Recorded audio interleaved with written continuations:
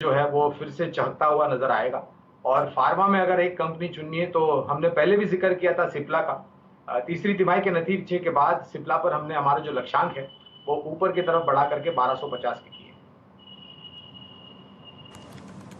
Okay, Cipla पे अगर आप देखें आपने करीब करीब 1250 तक का व्यू। गौरांग, फाइजर को लेकर बहुत बातें हुई हैं। फाइजर अच्छी बात यह है कि अपने एक बहुत बड़े बेस पर है, और ये बेस है पूरा का पूरा फरवरी और मार्च का।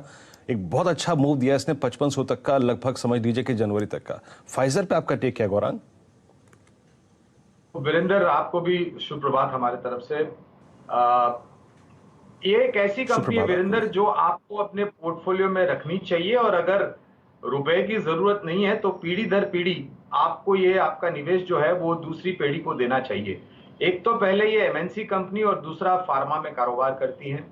तीसरी बड़ी बात यह है कि इनके हाल ही में जो कामकाज और ये वैक्सीन को लेकर के जो इनको सफलता मिली है उस, और मात्र भारत देश में ही नहीं विश्व भर में भी अगर आप देखें तो काफी प्रचलित है इनकी वैक्सीन, और काफी देशों ने इनको ये सराहना भी की, और कुछ देशों ने वैक्सीन को लेकर के कुछ प्रश्न भी उठाए थे, लेकिन उसका स्पष्टीकरण किया और टेस्ट के रिपोर्ट्स को जारी किया इन्होंने, और सबके जो सवाल थे उसका जवाब बहुत ही सरलता से और आसानी से दे दिया।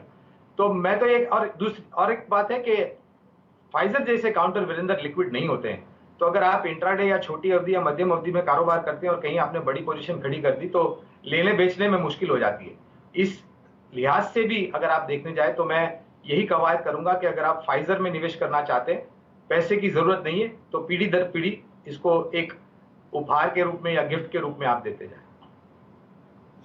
प्राइमरी मार्केट में पैसा लगाओ, बढ़िया पैसा, तो हम कोसते थे कि माल नहीं आया, माल नहीं आया। मुझे क्या लगता है अनुपम रसायन वाले लोगों को तो खुश होंगे रिटेल वाले आज देखकर, बच गए माल नहीं आया, बच गए माल नहीं आया। क्या करना है अनुपम रसायन में सर? इश्यू प्राइस के नीचे चल रहा है, जिन्होंने ले लिया था, जिनके पास आ गया, बने रहना है।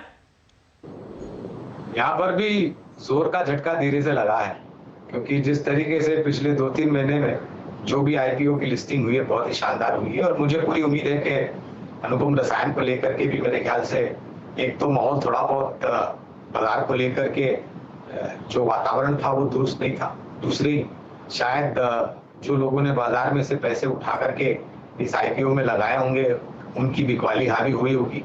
लेकिन मैं देख रहा था कुछ समय पहले कि जो लिस्टिंग के समय और पश्चात जो निचला स्तर बना था वहां से इस पर्टिकुलर कंपनी का शेयर थोड़ा बहुत ऊपर की तरफ उभरा है। हमने लंबी अवधि के लिए निवेश की कवायद की थी।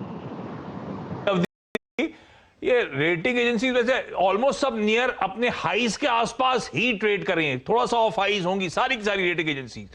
अभी भी रडार पे रखना है कोई, अभी भी रेटिंग एजेंसी अट्रैक्टिव लगती है पोर्टफोलियो होल्डिंग के लिए आज से, या ये स्पेस अभी बहुत लुक्रेटिव नहीं है? तो आशीष, मुझे लग रहा है इकरा और केयर दोनों ही आपके खरीदारी की सूची में होनी चाहिए, और जिस प्रकार से एक अनुमान आईपीओ को लेकर के लगाया जा रहा है और जो डेट इंस्ट्रूमेंट आने वाले समय में आएंगे बाजार में, तो ये सब जो नए पेपर बाजार में आएंगे उनकी एक रेटिंग होती है, और इन सब कंपनियों का कारोबार है इनको रेट करना और दुरुस्त है दुरुस्त नहीं है ये बताना।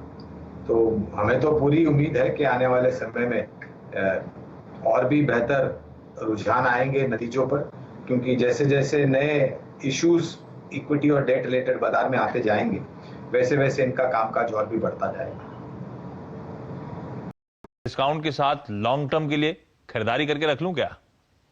एक आईआरसीटीसी मैंने ऐसे ही आता हुआ देखा था, उसको ओएफएस में अगर खरीद लिया होता तो बहुत तगड़े रिटर्न्स दिए थे इवेंचुअली। आज के तारीख में भी आईआरसीटीसी में निवेश करने में समझदारी होगी, और अभी कुछ समय पहले जिक्र हो रहा था 1 अप्रैल से सब ट्रेन न्यू नॉर्मल या फिर प्री कोविड लेवल्स पे शुरू हो जाएंगी।